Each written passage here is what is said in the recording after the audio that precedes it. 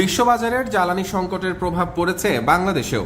এই সংকট মোকাবেলায় বাংলাদেশের প্রস্তুতি নিয়ে অর্থ ও পরিকল্পনা মন্ত্রী আমির খসরু মাহমুদ চৌধুরী বলেন, অনেক বেশি দামে জ্বালানি কিনতে হলেও এর নিরাপত্তা নিশ্চিত করতে হবে।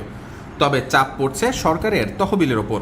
আমার জ্বালানির নিরাপত্তা নিশ্চিত করতে হবে, যদিও অনেক বেশি দামে কিনতে হচ্ছে এবং এটা বাংলাদেশের তহবিলের সরকারি তহবিলের উপর বিশাল চাপ সৃষ্টি করছে।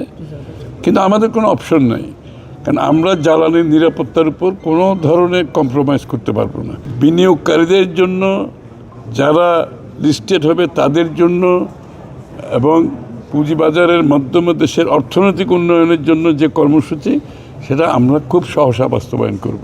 এদিকে দেশের ও জনগণের স্বার্থেই দাম বাড়তে পারে জ্বালানি সহ নিত্য প্রয়োজনীয় পণ্যের, যার কারণে হতে পারে মুদ্রাস্ফীতি। নিশ্চয়ই সব তেলের দাম বাড়লে ফার্টিলাইজারের দাম বাড়বে, খাদ্যপণ্যের দাম বাড়বে, মূল্যস্ফীতিতে তো প্রভাব পড়বেই। এটা তো বাংলাদেশে বরঞ্চ অনেক ভালো আছি আমরা। জ্বালানির মূল্য নিয়ে খারাপ হয়েছে, এটা আমরা সিদ্ধান্ত নিতে যাচ্ছি সহসা। মাহমুদ ফাহিম, আমার দেশ, চট্টগ্রাম।